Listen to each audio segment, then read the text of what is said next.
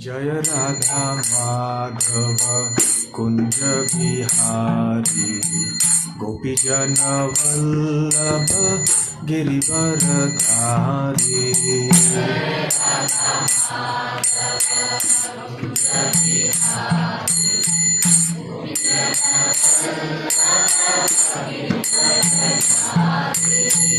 यशोदानंदन ब्रज जन रंजन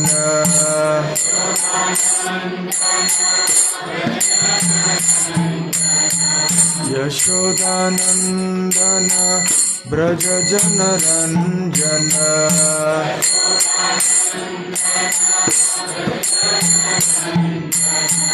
यमुना तीरावनचारी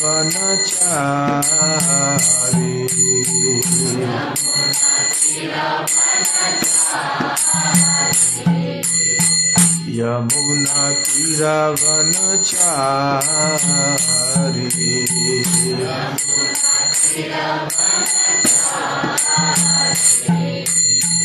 जय राधा माधव कुंज बिहारी गोपीजन वल्लभ गिरिवरधारी।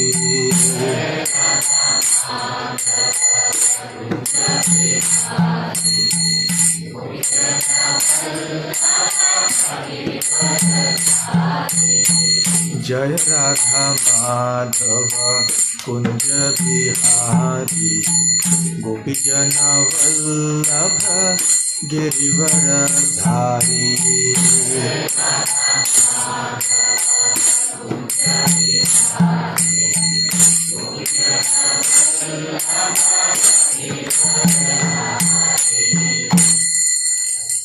जय ओम विष्णुपाद परमहंस परिव्राजकाचार्य अष्टोत्तर शतहिस डिवाइन ग्रेस अभय चरणारविंद भक्ति वेदांत स्वामी श्रील प्रभुपाद की जय। अनंत कोटि वैष्णव वृंद की जय। श्री श्री राधा गोकुलानंद की जय। श्री श्री गौर निताई की जय। श्री श्री जगन्नाथ बलदेव सुभद्रा मई की जय। श्री गोवर्धन पूजा महोत्सव की जय। श्री राधा गिरिधारी की जय। श्री गिरिराज गोवर्धन की जय। श्री वृंदावन धाम की जय। निताय गौर प्रेमानंदे समवेत भक्त वृंद की जय। समवेत भक्त वृंद की जय। समवेत भक्त वृंद की जय। श्री श्री गुरु गौरांग की जय। ओम ज्ञानतिमिरान्धस्य ज्ञानाञ्जनशलाकया चक्षुरुन्मीलितं येन तस्मै श्रीगुरवे नमः। श्रीचैतन्यमनोभीष्टं स्थापितं येन भूतले स्वयं रूप कदा मह्यं ददाति स्वपदान्तिकम्। वन्देऽहं श्रीगुरो श्रीयुतपदकमलं श्रीगुरोन् वैष्णवांश्च श्रीरूपं साग्रजातं सहगण रघुनाथान्वितं तं सजीवं साद्वैतं सावधूतं परिजनसहितं कृष्णचैतन्यदेवं श्रीराधाकृष्णपादां सहगण ललिता श्रीविशाखान्वितांश्च। नमो ॐ विष्णुपादाय कृष्णप्रेष्ठाय भूतले श्रीमते भक्तिवेदान्त स्वामिनिति नामिने। नमस्ते सारस्वते देवे गौरवाणी प्रचारिणे निर्विशेष शून्यवादी पाश्चात्यदेशतारिणे। मूकं करोति वाचालं पंगुं लङ्घायते गिरिं यत्कृपातमहं वन्दे श्रीगुरुं दीनतारणं। वाञ्छाकल्पतरुभ्यश्च कृपासिन्धुभ्यः च पतितानां पावनेभ्यो वैष्णवेभ्यो नमो नमः। नमो महावदान्याय कृष्णप्रेमप्रदायते कृष्णाय कृष्णचैतन्य नामने गौरत्विषे नमः। पञ्चतत्त्वात्मकं कृष्णं भक्तरूपस्वरूपकं अवतारं भक्ताख्यं नमामि भक्तशक्तिकम्। आराध्यो भगवान् व्रजेशतनयस्तद्धाम वृन्दावनम्। रम्या काचिदुपासना व्रजवधो वर्गेण या कल्पिता। श्रीमद्भागवतं प्रमाणममलं प्रेमापुमर्थो महान्। श्रीचैतन्यमहाप्रभोर्मतमिदं तत्रादरः न परः। हे कृष्ण करुणा सिन्धो दीनबन्धो जगत्पते।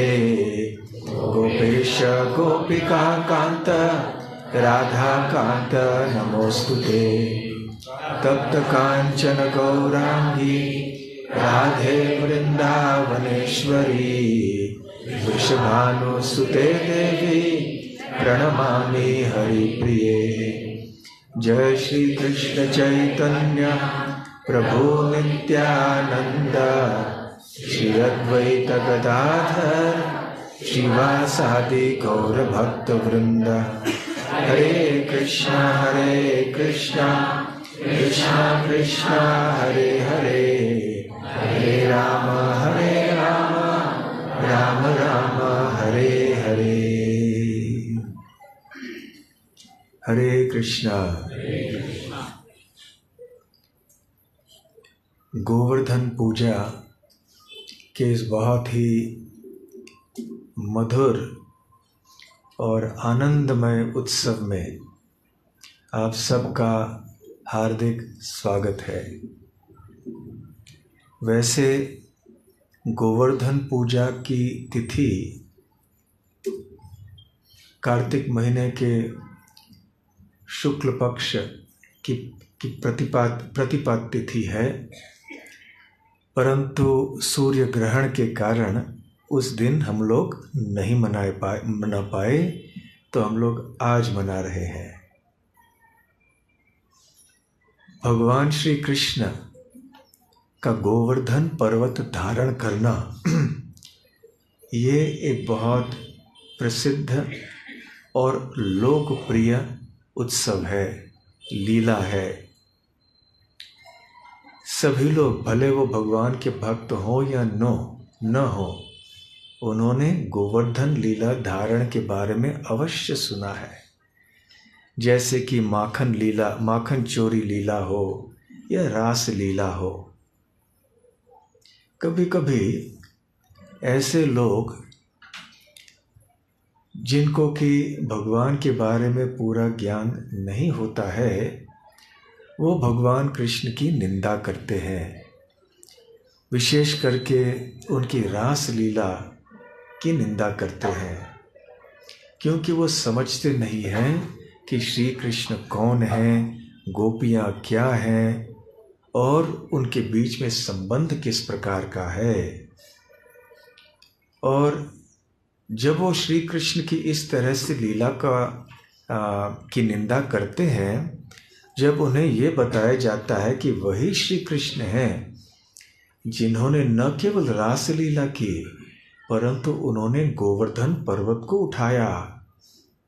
एक छोटे 7 साल के बच्चे ने एक विशाल पर्वत को उठाया अपने बाएं हाथ के छोटी उंगली पर। तब वो कहते हैं कि ये संभव नहीं है, ये काल्पनिक है, ऐसे नहीं हो सकता। तो जब आप गोवर्धन पर्वत के धारण की लीला को मिथ्या समझते हैं, इसको मानते नहीं हैं, तो फिर रास लीला को क्यों मानते हैं? रास लीला को मानते हो इसलिए तो निंदा करते हो ना।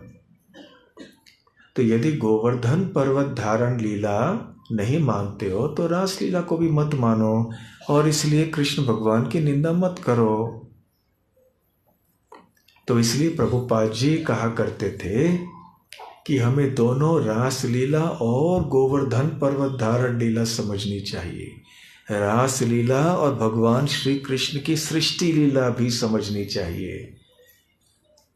भगवान श्री कृष्ण ने केवल रासलीला नहीं की, संपूर्ण सृष्टि की रचना, अनंत कोटि ब्रह्मांडों की रचना भगवान कृष्ण ने की है। हर एक ब्रह्मांड के भीतर अनंत कोटि लोक हैं, हर एक लोक पे अनंत कोटि जीव निवास करते हैं। इन सब की रचना भगवान श्री कृष्ण ने की।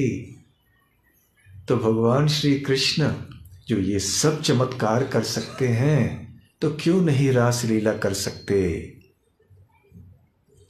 तो इसलिए जब हम भगवान श्री कृष्ण के लीलाओं को और भगवान कृष्ण को स्वयं समझना चाहते हैं, तो उनके बारे में जितनी भी अन्य लीलाएं हैं उनको भी तत्व के दृष्टि से जानना चाहिए, दार्शनिक दृष्टि से, ज्ञान के दृष्टि से। यदि ज्ञान के चश्मे हमने पहन लिए, तब भगवान कृष्ण की लीलाओं को सही प्रकार से समझ पाएंगे। अज्ञान का चश्मा यदि हमने पहन लिया तो श्री कृष्ण को गलत समझेंगे, फिर गलत निंदा करेंगे और ऐसे अपराध करेंगे तो हमारे ऊपर बहुत दुष्परिणाम होगा। तो भगवान श्री कृष्ण की गोवर्धन लीला भक्तों के बीच में तो बहुत प्रिय है, और बार बार प्रतिवर्ष ही नहीं, समय समय पर भी गोवर्धन लीला, गोवर्धन धारण लीला का स्मरण, कीर्तन, श्रवण आदि भक्त लोग करते हैं। और इस लीला के पीछे भगवान श्री कृष्ण के अनेक नाम हुए, जैसा कि गिरिधारी या गिरिवरधारी या गोवर्धनधारी। इस प्रकार से भगवान कृष्ण के अनेक नाम हुए इस लीला से संबंधित। हुआ ये कि एक बार वृंदावन में भगवान श्री कृष्ण, जो कि केवल 7 साल के बच्चे थे उस समय, उन्होंने देखा कि उनके पिता नंद महाराज और अन्य जो गोपगण हैं वो एक यज्ञ की तैयारी कर रहे हैं। एक अनुष्ठान मनाया जा रहा था, तो उसकी तैयारी में लगे हुए थे। तो आप तो जानते हैं कि बच्चे बहुत जिज्ञासु होते हैं, हर चीज़ में प्रश्न पूछते हैं, ऐसा क्यों, वैसा क्यों। तो श्री कृष्ण ने जाके भी नंद बाबा से पूछा कि आप ये क्या कर रहे हैं। तो नंद महाराज ने कहा कि हम इंद्रदेव की उपासना की व्यवस्था कर रहे हैं। क्यों, इंद्रदेव की पूजा आप क्यों करना चाहते हैं। तो नंद महाराज ने कहा कि इंद्रदेव वर्षा प्रदान करते हैं, और वर्षा से ये सारे जितने भी घास है या पौधे हैं, औषधियाँ हैं, फसल है, ये सब उगते हैं। इसलिए हम लोग जी पाते हैं, न केवल मनुष्य परंतु जानवर भी जी सकते हैं केवल वर्षा के कारण। और वर्षा इंद्रदेव के अधीन है, इसलिए हमारा अस्तित्व इंद्रदेव के ऊपर निर्भर होने के कारण हम इंद्रदेव की उपासना कर रहे हैं। तो भगवान श्री कृष्ण सोच रहे थे कि अरे, मैं परम सत्य हूँ, अनंत कोटि ब्रह्मांडों का स्वामी हूँ, मुझसे ही सब कुछ उत्पन्न होता है। आगे चल के मैं अर्जुन को भगवद गीता में ये सब बताऊंगा, परंतु सत्य तो है, अभी से है, और जीवन का लक्ष्य है मेरी प्रेमा भक्ति करना, और ये तो सब मेरे प्रिय भक्त हैं। और मुझ भगवान से की सेवा करने के बजाय ये लोग मेरे एक प्रतिनिधि, मेरे एक सेवक की उपासना करना चाहते हैं। इंद्रदेव को परम मान के, मुझे ठुकरा के वो उनकी सेवा करना चाहते हैं। ये तो गलत है, तो मेरे भक्तों के लिए तो ये उचित नहीं है। वास्तव में केवल मेरी उपासना होनी चाहिए, क्योंकि मैं ही परम सत्य हूँ। तो अपने भक्तों को और अपने भक्तों के माध्यम से सारी दुनिया को श्री कृष्ण ये महत्वपूर्ण उपदेश देना चाहते थे कि मुझ भगवान से अतिरिक्त और किसी भी अन्य देवी देवता आदि की उपासना करने की आवश्यकता नहीं है। तो ये सबसे महत्वपूर्ण कारण है कि भगवान श्री कृष्ण ने अपने पिता नंद महाराज को रोकना चाहा इंद्र यज्ञ करने में। और श्रीधर स्वामी, जो कि एक बहुत प्रसिद्ध टीकाकार हैं श्रीमद् भागवतम के ऊपर, वो कहते हैं कि वास्तव में भगवान श्री कृष्ण इंद्रदेव के मान को, घमंड को भंग करना चाहते थे। इंद्रदेव भगवान कृष्ण के प्रतिनिधि हैं, वो एक मंत्री हैं जो कि ब्रह्मांड के भीतर कुछ कार्य करते हैं भगवान की ओर से। ब्रह्मांड का व्यवस्थापन जो है ये देवता संभालते हैं भगवान की ओर से। वास्तव में भगवान श्री कृष्ण ही मूल व्यवस्थापन करते हैं, परंतु अपने भक्तों को सेवा में लगाते हैं। तो इसलिए इंद्रदेव भी एक प्रतिनिधि है। जैसे मूल शक्ति राजा में होती है और राजा मंत्रियों को नियुक्त करते हैं और उनको शक्ति प्रदान करते हैं कि आप ये कार्य कर लो, तो उसी प्रकार से इंद्र भी एक जीवात्मा है, हम और आप जैसे, परंतु हमसे बहुत शक्तिशाली हैं, फिर भी जीवात्मा ही हैं और कृष्ण के दास ही हैं। परंतु जब इतना ऊंचा पद मिल जाता है, इतना ऐश्वर्य मिल जाता है, इतनी शक्ति, इतना सौंदर्य सब मिल जाता है, तो कभी कभी ऐसे देखा जाता है कि वो भले वो भक्त भी क्यों ना हो, उसे अहंकार या घमंड आ जाता है। और जब घमंड आ जाता है तो भक्ति नहीं हो सकती, भक्ति नष्ट हो जाती है। भगवान कृष्ण की भक्ति यदि हमें करनी है, हमें आध्यात्मिक जीवन में यदि आगे बढ़ना है, तो विनम्रता अति आवश्यक है। घमंड का कोई स्थान नहीं है आध्यात्मिक जीवन में। और जब बड़े बड़े भक्त जैसे इंद्रदेव भी ऐसे घमंड के शिकार हो सकते हैं, तो हम जैसे साधारण पृथ्वीलोक में रहने वाले भक्तों की बात तो क्या है। तो श्री कृष्ण सोच रहे थे कि अरे ये अच्छी बात नहीं है, मेरे भक्त इंद्रदेव के हृदय में घमंड बहुत बढ़ गया है, तो इंद्र का मान भंग करना चाहिए। दूसरी बात वो कहते हैं कि श्री कृष्ण चाहते थे कि सारे वृंदावन के निवासियों के लिए एक बहुत अच्छा उत्सव हो जाए। कौन सा उत्सव? जो आज हम मना रहे हैं, गोवर्धन पूजा का उत्सव। गोवर्धन की पूजा करने में बहुत सी चीजें होनी थीं, जिनका वर्णन आगे चल के कृष्ण ब्रजवासियों को करने वाले थे। तो एक बहुत बड़ा उत्सव वो मनवाना चाहते थे ब्रजवासियों के द्वारा, ताकि ब्रजवासियों को आनंद मिल जाए। और एक बात, एक और उत्सव करना चाहते थे उसके बाद भगवान श्री कृष्ण, जो भले उत्सव न प्रतीत हो परंतु उत्सव ही था। और वो क्या था? गोवर्धन पर्वत को धारण करना। गोवर्धन पर्वत को धारण करके सारे ब्रजवासियों को गोवर्धन पर्वत के नीचे बुलाना और 7 दिन और 7 रात लगातार ऐसे गोवर्धन पर्वत को धारण करना, जिससे कि ब्रजवासी कृष्ण का दर्शन सतत 24 घंटे कर सकें, और जिसके द्वारा भगवान श्री कृष्ण अज्ञानियों को और संशय आत्माओं को संदेश पहुंचा दे कि देखो, केवल रास लीला करने वाला मैं नहीं हूँ, मैं गोवर्धन पर्वत भी धारण करता हूँ, याद रखना, मैं परम सत्य हूँ। तो इस प्रकार से भगवान श्री कृष्ण ने सोचा कि मेरे पिता और ये जो वरिष्ठ गोपगण हैं, ये इंद्रदेव की पूजा करना चाह रहे हैं, ये ठीक नहीं है। तो फिर उन्होंने कहा कि पिताजी देखिए, वैसे हमारे भौतिक जगत में कर्म ही सर्वस्व है, जैसे करनी वैसे भरनी। हम जैसे कर्म करते हैं वैसे कर्म का फल हमें मिलता है। कभी अच्छे कर्म करते हैं तो अच्छा फल, बुरा कर्म करते हैं तो बुरा फल। इसलिए कर्म ही प्रधान है, कर्म ही सर्वस्व है। तस्मात् संपूजयेत कर्म, इसलिए कर्म की पूजा कीजिए हे पिताजी।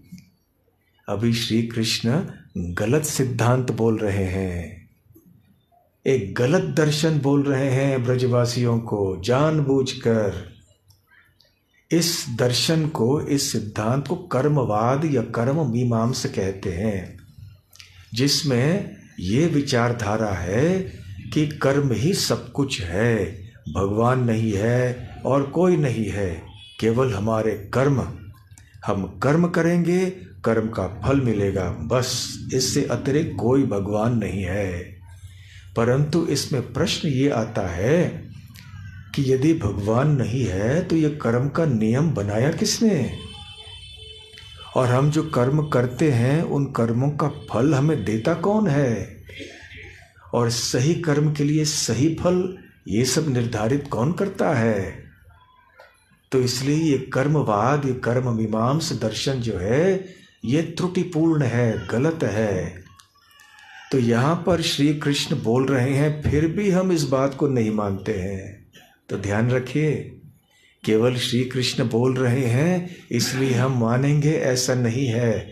श्री कृष्ण जानबूझकर गलत बात बोल रहे हैं। श्री कृष्ण जो कहते हैं उससे अधिक महत्वपूर्ण है जो शास्त्रों में बताई गई बातें हैं। तो स्वयं भगवान श्री कृष्ण ने भगवद गीता कही, जो शास्त्र है, और उसमें उन्होंने कहा कि वही परम सत्य हैं और उनके शरण में हमें जाना चाहिए। और आगे चल के अब दूसरा गलत सिद्धांत श्री कृष्ण ने कह दिया, क्योंकि येन केन प्रकारेण वो नंद महाराज को इंद्रदेव के यज्ञ से करने से बचाना चाहते थे, रोकना चाहते थे। तो फिर उन्होंने कहा कि देखिए, ये भौतिक प्रकृति 3 गुणों से बनी हुई है, सत्वगुण, रजोगुण, तमोगुण। और जब सत्वगुण प्रधान होता है तो एक प्रकार का वातावरण होता है, उसी प्रकार से रजोगुण और तमोगुण के कार्य भी अपने अपने तरह से होते हैं। जब बादल रजोगुण से प्रेरित होते हैं तो फिर पानी बरसाते हैं, इसलिए वर्षा होती है। तो फिर इसमें इंद्रदेव की क्या भूमिका है? हम कर्म करते हैं और प्रकृति के 3 गुण भी कार्य करते हैं, तो इसलिए इसमें कर्म और प्रकृति ही प्रधान है। तो ये दूसरा गलत सिद्धांत जो कृष्ण भगवान ने कहा वो है नास्तिक सांख्य सिद्धांत, जिसमें यह कहा गया है कि प्रकृति ही सब कुछ है और प्रकृति के पीछे भगवान नहीं है। ये दोनों प्रकार के दर्शन जो हैं ये नास्तिकवाद हैं। एक कहता है कर्म ही सब कुछ है, कर्म ही प्रधान है, और दूसरा कहता है प्रकृति ही प्रधान है। और दोनों मानते हैं कि भगवान नहीं है। परंतु भगवद गीता में भगवान श्री कृष्ण ने स्पष्ट कहा है, मयाध्यक्षेण प्रकृति सूयते स चराचरम हेतुनानेन कौन्तेय जगत विपरिवर्तते, कि ये प्रकृति मेरे अधीन कार्य करती है। तो ये दोनों सिद्धांत गलत होते हैं। फिर भी भगवान श्री कृष्ण ने कहा, क्योंकि किसी न किसी प्रकार से वो इस यज्ञ को रोकना चाहते थे और गोवर्धन की पूजा करवाना चाहते थे ब्रजवासियों के द्वारा। तो फिर नंद महाराज ने कहा, फिर हमें क्या करना चाहिए? तो श्री कृष्ण ने कहा कि देखिए पिताजी, हम लोग तो गोपालक हैं, हम लोग गांव में वन में रहते हैं। हमारे लिए ये गोवर्धन पर्वत जो कि हरे भरे घास से भरा हुआ है, जिसमें कि तरह तरह के मीठे जलों के झरने आदि हैं, ये सब हमारे लिए बहुत लाभदायक हैं। इन पर हमारी जीविका निर्भर है, हमारे गाय इन पर चरते हैं और इसलिए वो अच्छी तरह से घास खाकर दूध देते हैं और दूध पर हमारी जीविका निर्भर है। तो हमें गोवर्धन की पूजा करनी चाहिए। तो हे पिताजी, अभी आप सारे ब्रजवासी गण अपने अपने घरों में जाके अनेक प्रकार के व्यंजन बनाइए और यहाँ आके गोवर्धन को अर्पण कीजिए।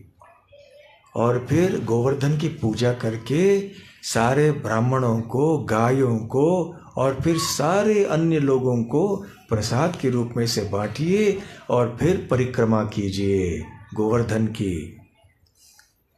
प्रभुपाद जी कहते हैं कि भगवान श्री कृष्ण के बारे में एक मंत्र है, नमो ब्रह्मण्य देवाय गो ब्राह्मण्य हिताय च जगत हिताय कृष्णाय गोविंदाय नमो नमः। कि भगवान श्री कृष्ण वो गो, गाय और ब्राह्मणों के हितैषी हैं और जगत के हितैषी भी हैं।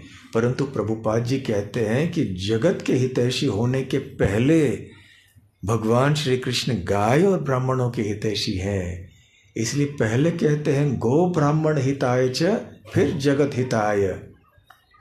वो न केवल संपूर्ण जगत के हित के लिए कार्य करते हैं, बल्कि विशेष रूप से वो गायों की सेवा, भक्तों की सेवा, ब्राह्मणों की सेवा करते हैं, उनके हितैषी हैं वो। तो इसलिए फिर कृष्ण भगवान इतने मीठी तरह से बोलते हैं और नंद बाबा और सारे ब्रजवासी मान गए।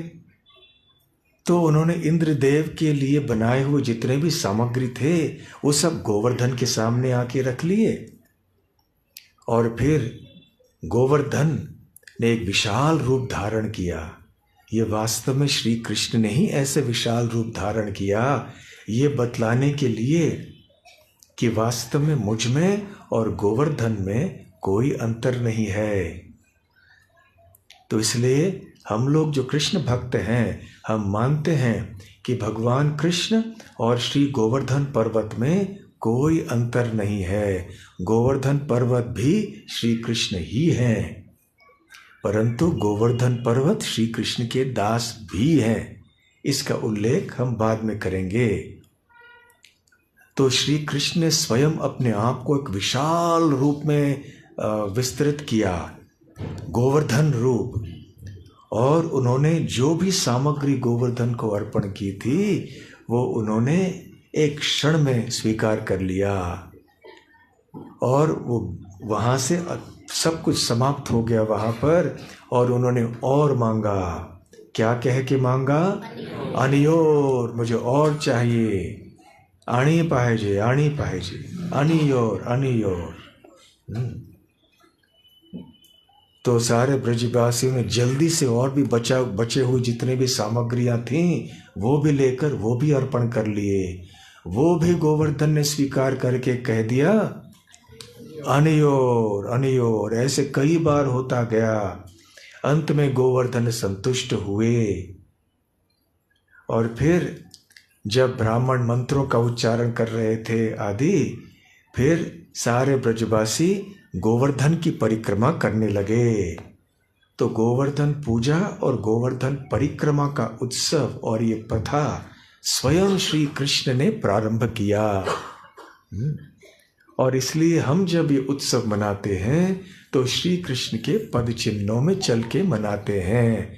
इसलिए ये बहुत अधिकृत उत्सव है। तो जो बूढ़े थे या जो बीमार थे, फिर थोड़ी महिलाएं अपने बच्चों के साथ थी, वो बैलगाड़ी के ऊपर बैठ गईं। बाकी लोग चलते गए। गोपियाँ कृष्ण के गीत गाती रहीं और गोपगण भी कृष्ण का जय जयकार करते हुए चल पड़े। और उन्होंने गोवर्धन पर्वत की परिक्रमा की। और इस प्रकार से बड़े आनंद से गोवर्धन परिक्रमा समाप्त हो गई। सब ने प्रसाद तो अच्छी तरह से भी लिया। तो इस दिन पर सभी लोग बहुत आनंदित हो गए थे, क्योंकि इतना सुंदर और मधुर उत्सव मनाया गया था। व्रजवासियों की आनंद की कोई सीमा नहीं थी। तो इतने सारे लोग वृंदावन में आनंदित थे, परंतु इंद्रदेव जो कि स्वर्गलोक से देख रहे थे वो बहुत क्रोधित हो गए कि ये क्या हो गया। मेरे लिए, मेरे उपासना के लिए सारे सामग्री तैयार की गई थी, अब मुझे न देकर ये सामग्री एक पर्वत को अर्पण कर दी गई। और इतना ही नहीं, और ये एक छोटे बच्चे से के कहने पर तो इंद्रदेव को गुस्सा आया। अहो श्रीमद्माहात्म्यम गोपानां काननौकसाम कृष्णं मर्त्यमुपाश्रित्य ये चक्रुदेवहेलनम। ये अहो मद, मद अर्थात घमंड, महात्म्य मतलब कितना बड़ा, इनको कितना ज्यादा घमंड हो गया है। किनको? गोपानाम, गोपजनों को। कानन औकसाम, कानन अर्थात वन, ये वन में रहने वाले गोपों को कितना घमंड हो गया है।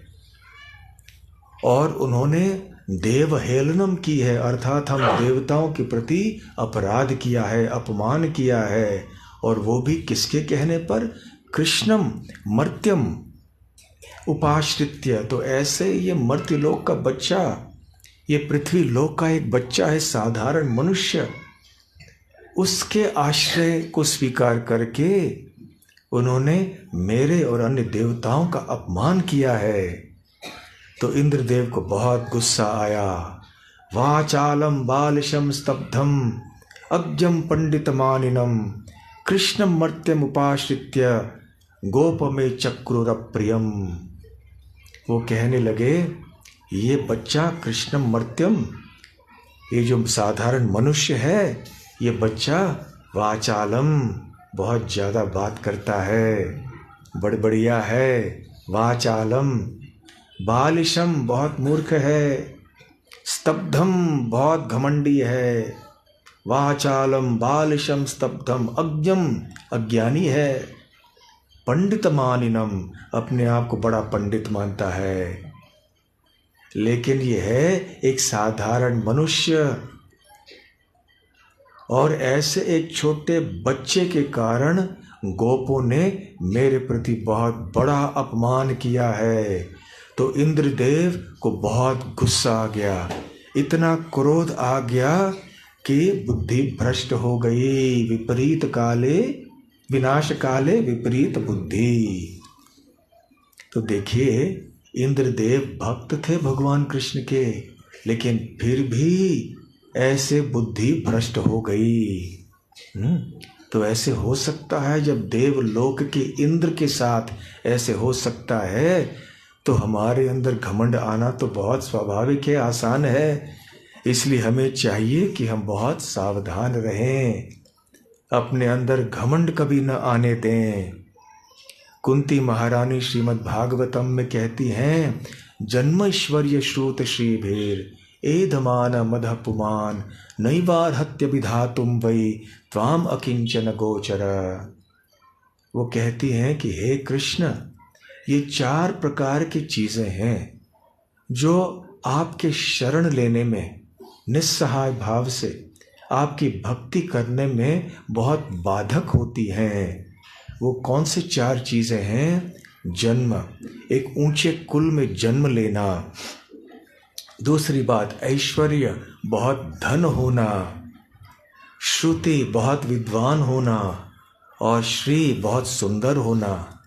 जिनके पास ये 4 चीज़ें हैं, या इन 4 चीज़ों में से एक भी कोई चीज़ हो, तो उसके अंदर घमंड आ जाता है। जन्मैश्वर्य श्रुत श्रीभीर एधमान मदः, मदः पुमान। मद अर्थात एक प्रकार का पागलपन। तो शास्त्रों में घमंड को एक प्रकार का पागलपन माना जाता है। हम साधारण तरह से पागलपन को समझते हैं, जब कोई व्यक्ति बहुत विचित्र कार्य करने लगता है, हम कहते हैं पागल है। परंतु जब किसी के अंदर घमंड आ जाता है, तो शास्त्रों के अनुसार ये भी एक प्रकार का पागलपन है। मद शब्द का ये भी अर्थ है कि जब किसी को कोई नशा चढ़ जाता है मादक द्रव्य का सेवन करके। आपने हो सकता है देखा होगा, आशा करते हैं नहीं देखा है, परंतु हो सकता है कि देखा है। शराब के नशे में व्यक्ति कभी कभी बहुत ही विचित्र कार्य करता है, अपने आप को बहुत बड़ा आदमी मानता है, बहुत शक्तिशाली आदमी मानता है, कहीं भी किसी के साथ जाके झगड़ा करता है, मारपीट करता है, क्योंकि अभी वो पागल हो गया है शराब के नशे में। तो शराब का नशा हो, घमंड हो, ये सब पागलपन के तरीके हैं, ऐसा शास्त्रों में बताया गया है। इसलिए घमंड के लिए मद शब्द का उपयोग किया गया है। तो कुंती महारानी कहती हैं जब ये चीज़ें हमारे जीवन में होती हैं तो घमंड होने के कारण निस्सहाय भाव से हे कृष्ण हम आपके शरण को स्वीकार नहीं कर सकते हैं। और यहाँ पृथ्वी लोक का सौंदर्य, ऐश्वर्य इत्यादि क्या है? इंद्रलोक के सामने तो कुछ भी नहीं है। तो इंद्रलोक के पास इतना सौंदर्य, इतना ऐश्वर्य, इतनी शक्ति की हम कल्पना भी नहीं कर सकते हैं। तो फिर ये बहुत आश्चर्य की बात नहीं है कि इंद्रदेव के मन में इतना घमंड उत्पन्न हो गया। और वही कृष्ण जिनकी सेवा अभी उन्होंने की थी थोड़े दिन पहले और जिनकी वो स्तुति करते थे, अब उनके ही विरोध में ऐसे बोलने लगे। वो शायद पहचान नहीं पाए कि मेरे आराध्य देव वही हैं, वृंदावन में प्रकट हुए हैं बाल रूप में। तो इंद्रदेव ने अपने पागलपन में सांवर्तक बादलों को बुलाया। ये ऐसे बादल हैं जो इतना बरसात बरसाते हैं, इतना पानी बरसाते हैं कि केवल सृष्टि के संहार के समय होता है। तो समय से पहले उनको जब बुलाया गया तो सांवर्तक बादल बड़े आश्चर्यचकित हो गए कि अरे ये इतने जल्दी आपने क्यों बुलाया इंद्रदेव, अभी तो सृष्टि के संहार का समय नहीं हुआ। तो उन्होंने कहा नहीं हुआ है, अभी जाके ये वृंदावन के घमंडी गोपों का विनाश कर दो। तो कांपने लगे सांवर्तक बादल, परंतु उनके स्वामी इंद्र थे, बात माननी पड़ी। तो वो सांवर्तक बादल चले गए और वृंदावन के ऊपर आकर इतना पानी बरसाने लगे कि बस इसका वर्णन नहीं किया जा सकता। पानी केवल बूंदों में नहीं गिर रहा था, खंभों की तरह गिर रहा था। और शीघ्र ही सारे वृंदावन में बाढ़ हो गया। इतनी तेज गति से हवा बह रही थी, तूफान हो गया और पानी इतना बरस रहा था कि सारे व्रजवासी मनुष्य हो, गोप गोपियां हो या गाय हो, पशु हो, सब थरथराने लगे, कांपने लगे ठंड के कारण।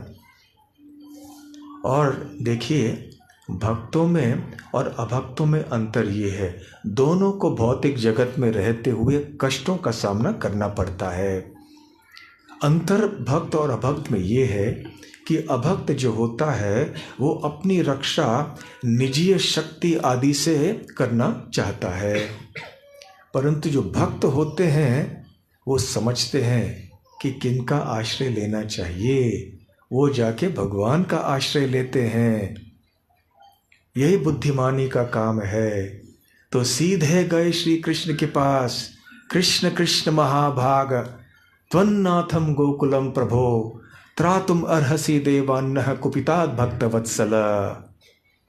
वो कहने लगे हे महाभाग कृष्ण, हे कृष्ण, त्वन्नाथम गोकुलम प्रभु, हे प्रभु आप संपूर्ण गोकुल के नाथ हैं। त्रातुम अर्हसि, आपके द्वारा सुरक्षित हम होना चाहते हैं, आपकी रक्षा के योग्य हम हैं, हमारी रक्षा कीजिए। किनसे? त्रातुम अर्हसि देवान्नः कुपिताद। ये देव जो है इंद्रदेव, कुपिताद, उनके कोप से, उनके क्रोध से हमारी रक्षा कीजिए। और हम जानते हैं कि आप अवश्य करेंगे। क्यों? क्योंकि आप भक्त वत्सल हैं, भक्तों से बहुत प्रेम करते हैं आप। तो श्री कृष्ण ने जब ये बात सुनी और देखा कि ये सब क्या हो रहा है, तो श्री कृष्ण ने ब्रजवासियों को सांत्वना दी और कहा चिंता नहीं करो, सब कुछ मैं संभाल लूंगा। हमारे कष्ट के समय में जब हम भगवान श्री कृष्ण का शरण ग्रहण करते हैं श्रद्धा से और प्रेम से, तुरंत हम देख पाएंगे कि हमारे मन में जो तनाव है, जो एक चिंता का भार है पहाड़ जैसा, वो कम हो जाता है। क्योंकि भगवान कहते हैं वत्स मैं तुम्हारी चिंता स्वीकार कर लूँगा, तुम्हारे कार्य को मैं संपन्न कर लूँगा, डरो नहीं। इस प्रकार से श्री कृष्ण ने आश्वासन दे दिया, क्योंकि श्री कृष्ण का तो कर्तव्य है प्रेम के कारण अपने भक्तों की रक्षा करना। अब ये प्रश्न उत्पन्न हो सकता है कि भगवान के भक्त थे ब्रजवासी, फिर भी इतना कष्ट उनको सहन क्यों करना पड़ा? इतनी ठंडी, इतना बारिश, सब जगह बाढ़, पानी ही पानी, उनके सारे घर आदि सब नष्ट हो चुके होंगे शायद। तो श्रील विश्वनाथ चक्रवर्ती ठाकुर समझाते हैं एक उपमा से, एक दृष्टांत से। वो कहते हैं जब एक स्वादिष्ट भोजन हमारे सामने रखा जाता है तो हमें अच्छा लगता है, परंतु यदि हमारा पेट भरा हुआ हो और उस समय स्वादिष्ट भोजन हमारे सामने रखा जाता है तो उतना आनंद से हम नहीं ले सकते हैं। परंतु जब हम भूखे होते हैं और उस समय स्वादिष्ट भोजन सामने रखा जाता है तो बहुत ही आनंद से हम उसे ले लेते हैं, स्वीकार करते हैं। तो ठीक उसी प्रकार से भगवान श्री कृष्ण के भक्त वैसे भी भगवान श्री कृष्ण के चरण कमलों के शरणागत रहते हैं, परंतु जब वो कष्ट में आ जाते हैं तो और भी तीव्रता से ध्यान करते हैं भगवान के ऊपर, उनका प्रेम और भी शुद्ध और मधुर हो जाता है। इसलिए भगवान श्री कृष्ण कभी कभी अपने शुद्ध भक्तों को भी कठिनाई की अवस्था में डालते हैं। ऐसे हमारे आचार्यों ने समझाया है। हमें ये नहीं सोचना चाहिए कि हम भक्त बन गए बस अभी जीवन में कोई कष्ट नहीं आएगा। ऐसा नहीं है। जब तक भौतिक शरीर है, जब तक हम ये भौतिक जगत में हैं, कष्ट आएंगे, एक के बाद एक आएंगे, परंतु बुद्धिमान व्यक्ति वो है जो कि भगवान श्री कृष्ण का आश्रय लेगा हर समय, केवल कष्ट के समय नहीं। तो इसलिए भगवान श्री कृष्ण ने उनको कष्ट में डाला और फिर राहत दिलाने के लिए उन्होंने कहा चिंता नहीं करो, मां भयम, चिंता नहीं, डरना नहीं। और फिर गोवर्धन पर्वत के पास गए वो श्री कृष्ण, और ऐसे वर्णन है शास्त्रों में, जब श्री कृष्ण ने ऐसे कहा ब्रजवासियों को कि डरो नहीं, मैं रक्षा करूंगा आपकी, फिर क्या हुआ? इति उक्त्वा, ऐसा कहने के बाद एकेन हस्तेन कृत्वा गोवर्धनाचलम दधार लीलया विष्णोः चक्रहम इव बालकः। तो ऐसे बताया जाता है कि ऐसे कहने के बाद भगवान श्री कृष्ण ने क्या किया? दधार, उठाया। क्या उठाया? गोवर्धन अचलम। अचल अर्थात पर्वत, जो चल नहीं है, जो चलता नहीं, जो स्थिर है, उसको पर्वत कहते हैं, अचल। और ये गोवर्धन आचल को उन्होंने उठाया। कृत्वा गोवर्धनाचलम दधार। तो भगवान श्री कृष्ण ने कैसे उठाया गोवर्धन पर्वत को? एकेन हस्तेन, एक हाथ में उठाया। दधार लीलया विष्णोः, ये कृष्ण तो विष्णु ही हैं और एक लीला रूप में उन्होंने उठाया। उनके लिए एक लीला है, साधारण बहुत मजे की बात है उनके लिए। छत्राकम इव बालकः, जैसे ये छत्रक होते हैं जो ज़मीन में कभी कभी पाए जाए, छतरी के तरह होते हैं, छोटे छोटे मुलायम से होते हैं। लोग कभी कभी उनको खाते भी हैं, हालांकि भक्तों को नहीं खाना चाहिए। तो जैसे छोटे बच्चे होते हैं आसानी इसको उखाड़ देते हैं, नहीं छोटे छोटे होते हैं, उखाड़ने में कितनी शक्ति लगती है, तो बच्चे भी आसानी से उखाड़ देते हैं उसको। तो उतनी ही आसानी से भगवान श्री कृष्ण ने इतने विशाल पर्वत को एक हाथ में उठा दिया और उन्होंने ब्रजवासियों की रक्षा की। तो कौन सा एक हाथ है, बायां कि दायां? बायां। इसके लिए भी प्रमाण है, जब चैतन्य महाप्रभु वृंदावन में गए थे तो उन्होंने भी गोवर्धन पर्वत की परिक्रमा की। जब पहले दर्शन किया गोवर्धन पर्वत का तो उन्होंने पूरा साष्टांग दंडवत प्रणाम किया गोवर्धन पर्वत का, और उसके बाद उन्होंने एक प्रसिद्ध श्लोक का उच्चारण किया, वामस्तामरसाक्षस्य भुजदंड सपातु वह क्रीड़ा कंदुकताम येन नीतो गोवर्धन गिरिः। उन्होंने कहा वामः, वामः मतलब बायां, वाम मतलब बायां, दक्षिण मतलब दाहिना। वामपंथी दक्षिणपंथी ऐसे कहते हैं ना। तो वाम, वामः, तो ये जो तामरस अर्थात क्या है? कमल। अक्ष अर्थात आँखें। तो भगवान श्री कृष्ण की आँखें खिले हुए कमल पुष्प के समान होती हैं, इसलिए कृष्ण के अनेक नाम है इस संबंध में, कमल लोचन, राजीव लोचन, पंकज नेत्र इत्यादि। तो ऐसे ही एक नाम है तामरस अक्ष, क्योंकि तामरस अर्थात पंकज कमल, अस्य अर्थात उनका। वामस तामरसाक्षस्य भुजदंड, उनका जो हाथ है जो दंड के समान है, भुजदंड सपातु वह, कि हम सबको भगवान श्री कृष्ण का बायां हाथ सुरक्षित रखे। ये ऐसी प्रार्थना चैतन्य महाप्रभु करते हैं इस प्रसिद्ध श्लोक के द्वारा। वामस्तामरसाक्षस्य भुजदंड सपातु वह क्रीड़ा कंदुकताम येन नीतो गोवर्धन गिरिः। तो भगवान का बायां हाथ, भगवान के बायां हाथ की रक्षा की याचना चैतन्य महाप्रभु क्यों कर रहे हैं? क्योंकि इस बाएं हाथ से नीतो गोवर्धन गिरिः, उन्होंने उठाया गोवर्धन गिरि को। और कैसे उठाया? क्रीड़ा, खेल खेल में उठाया, कंदुकताम एव, जैसे एक बच्चा खेल खेल में खिलौना उठाता है, उसी प्रकार से भगवान श्री कृष्ण ने अपने बाएं हाथ से खेल खेल में गोवर्धन पर्वत को उठा दिया।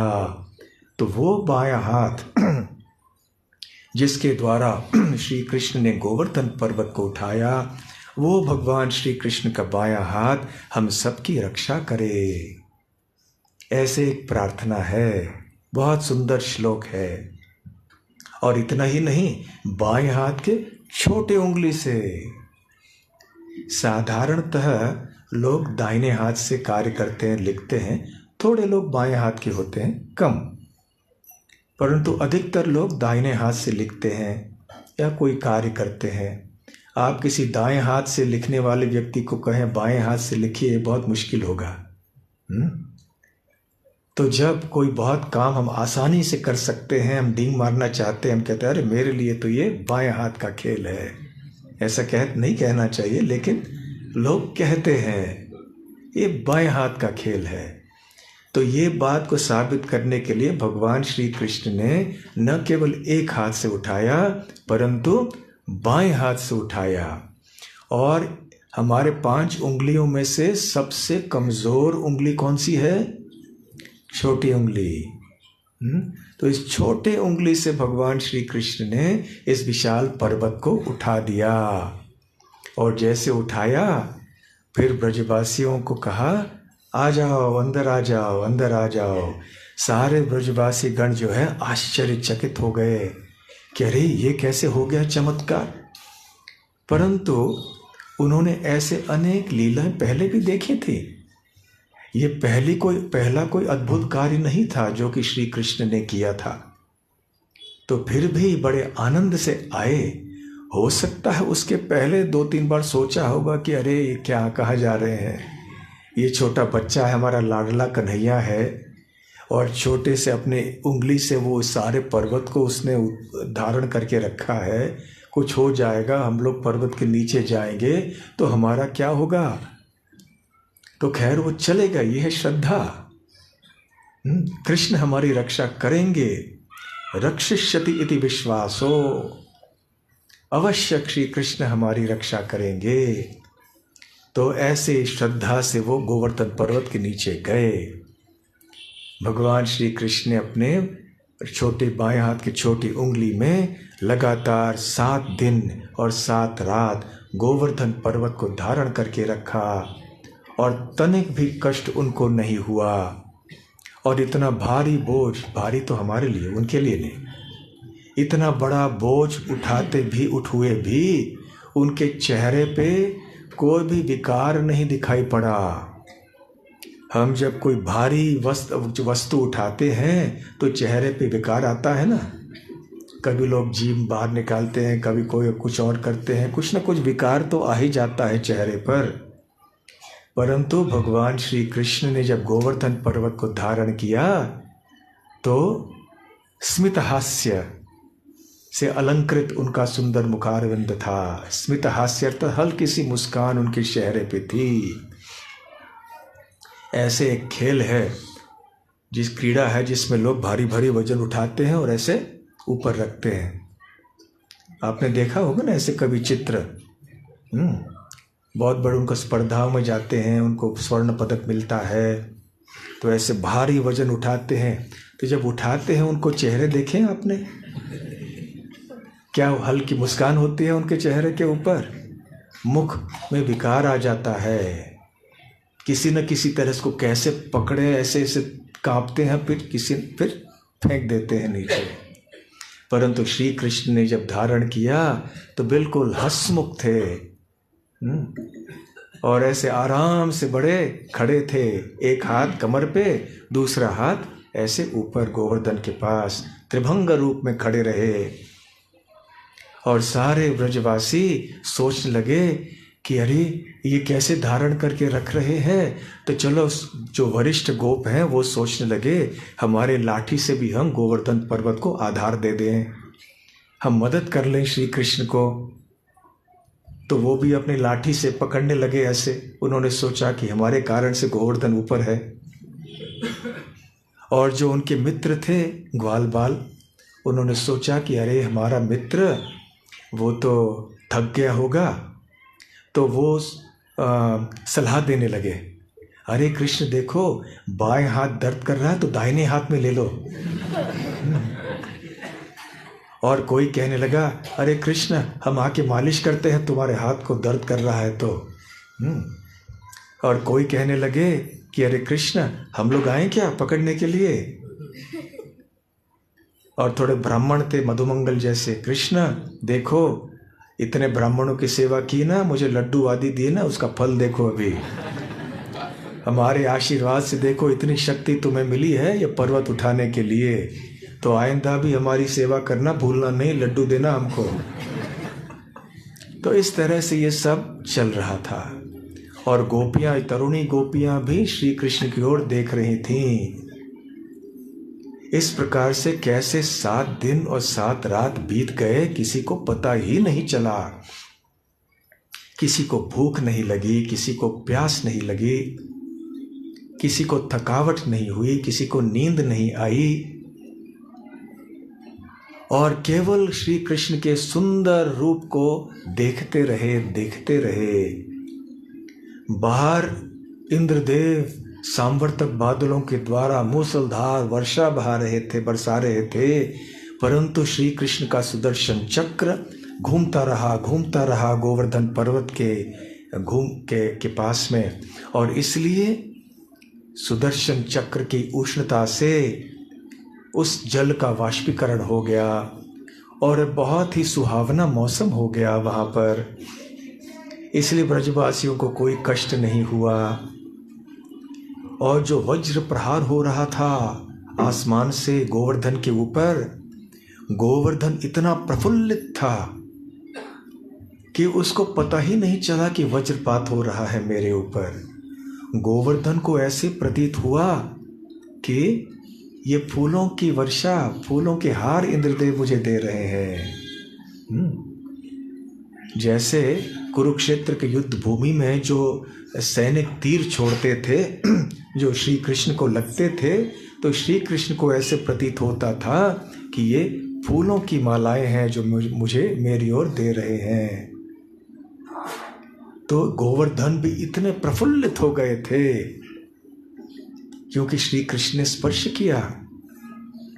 और इस संबंध में बहुत सुंदर श्लोक है श्रीमद् भागवतम में, जो गोपियां कहती हैं हंताय मद्रिरबला हरिदास वर्यो यद राम कृष्ण चरण स्पर्श प्रमोदः मानं तनोति सहगो गणयोस्कदयोर्यत् पानीय सूय वसकंदर कंदमूलैः।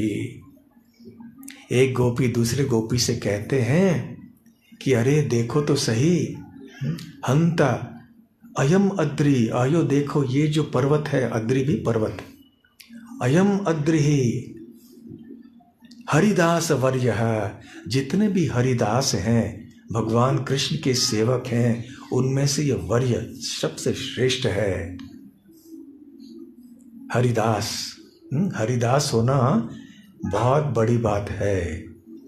ये दास शब्द से लोग यहाँ इसको पसंद नहीं करते हैं। मैं दास नहीं हूँ, मैं प्रभु होना चाहता हूँ, ये सबकी भावना होती है।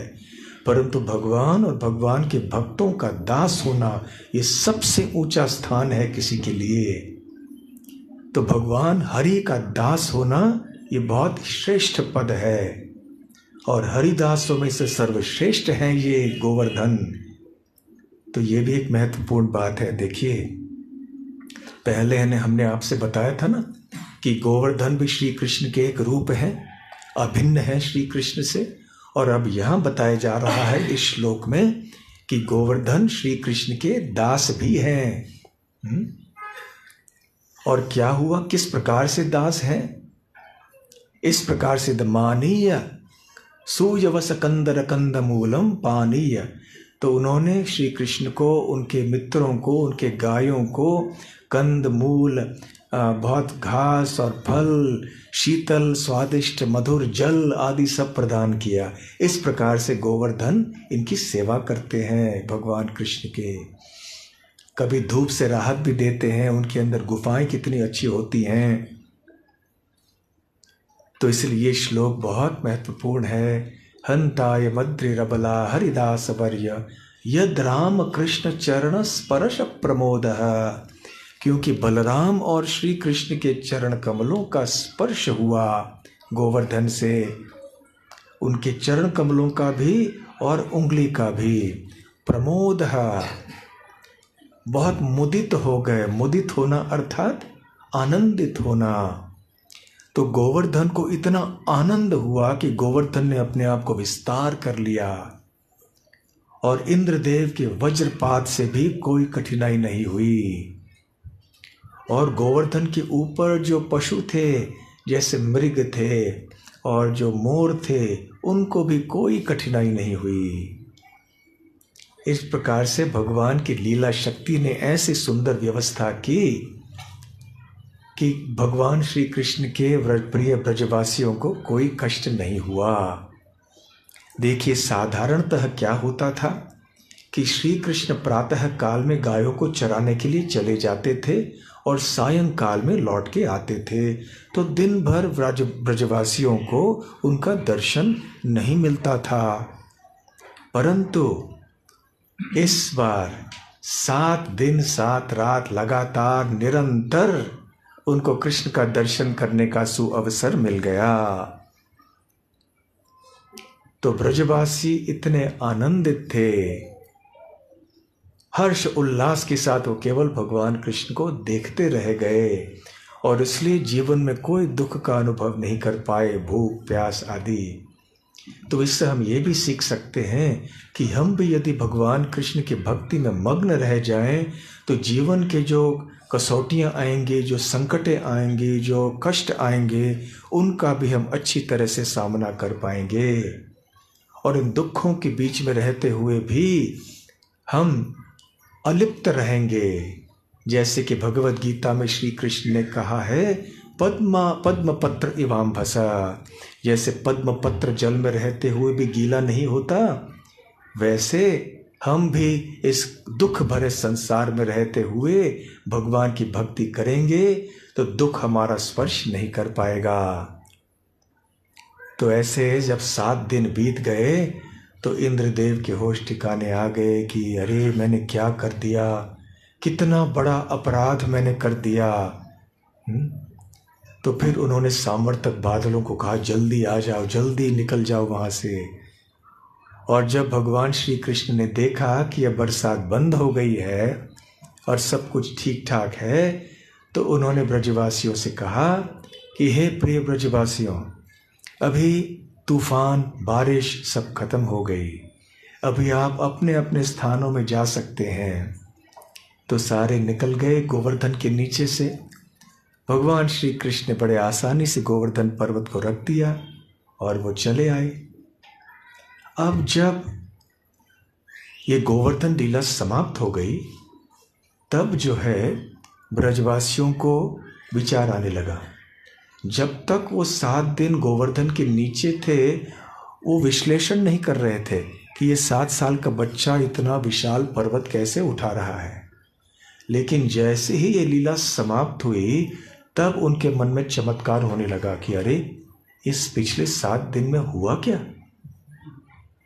ये छोटा बच्चा है 7 साल का, इसने इतने बड़े पर्वत को उठा लिया। ये होंगे भगवान। अरे नहीं नहीं, भगवान कैसे हो सकते? ये तो 7 साल का बच्चा है।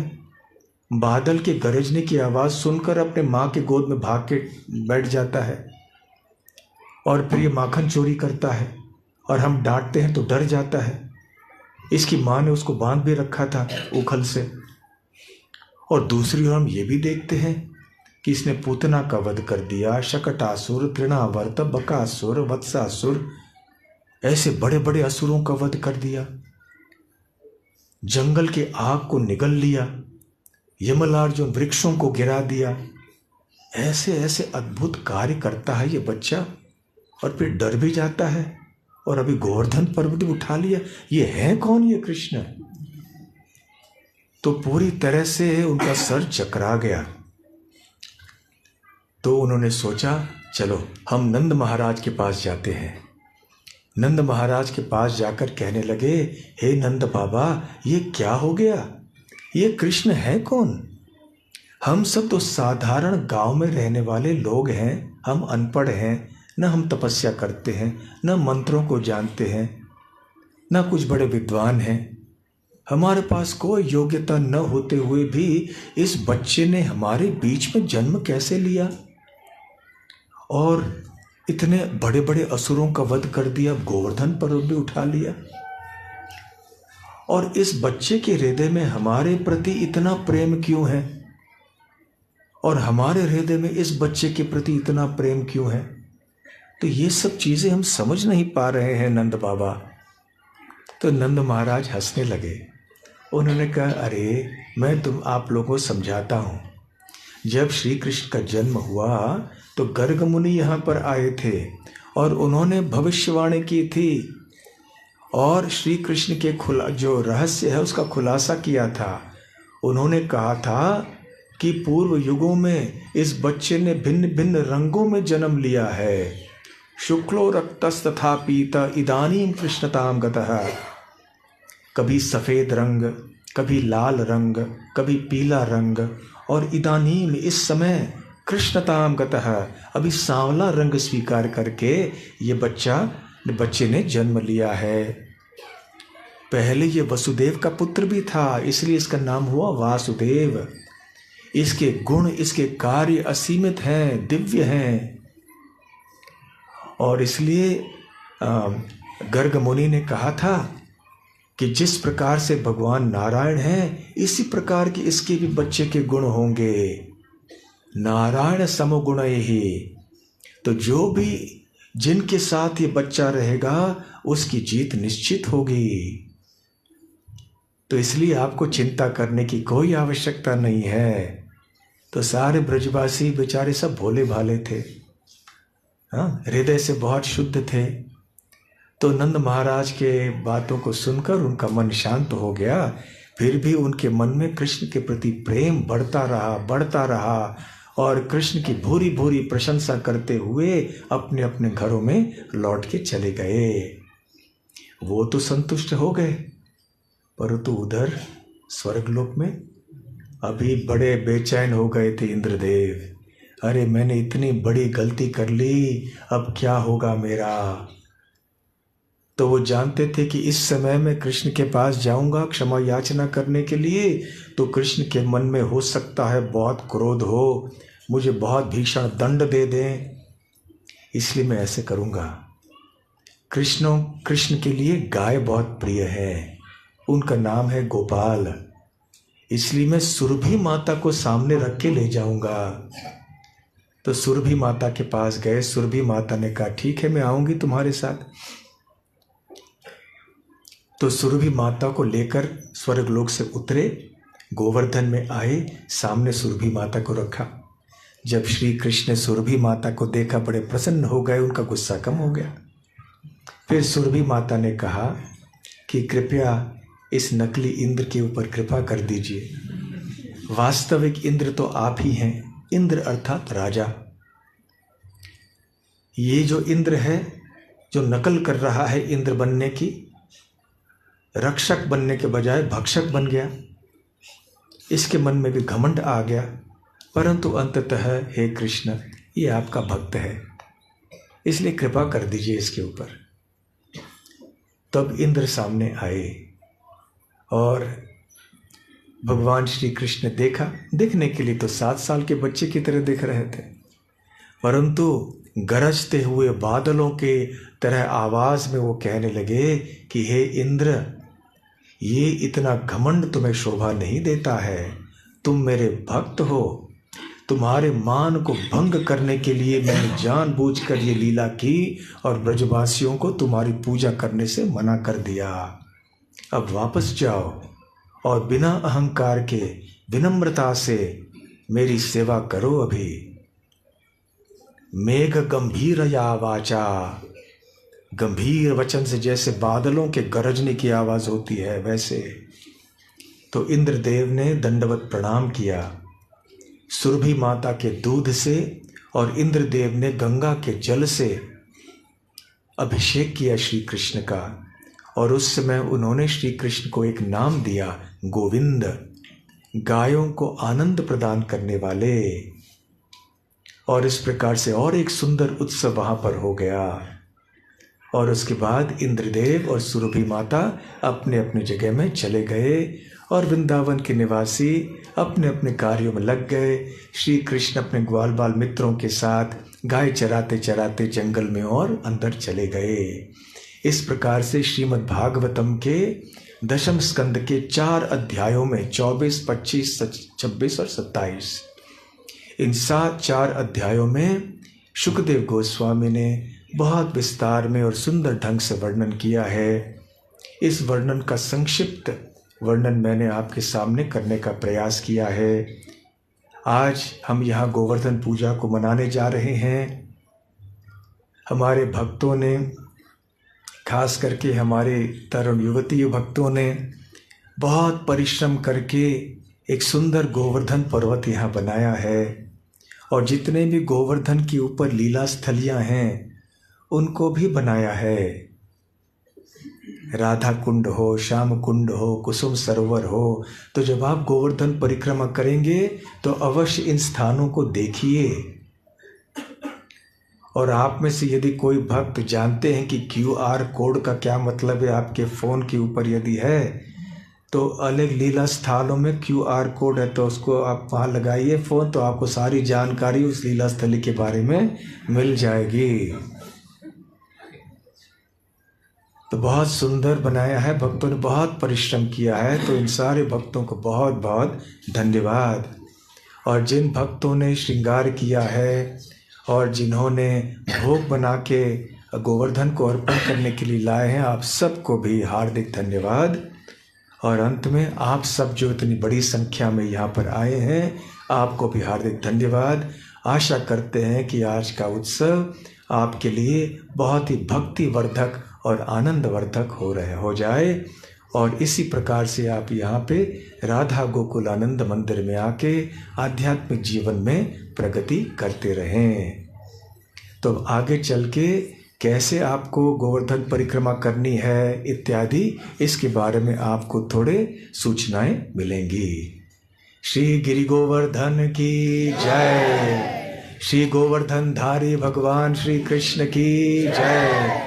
श्री गोवर्धन पूजा महोत्सव की जय। श्रील प्रभुपाद की जय। गौर प्रेमानंदे।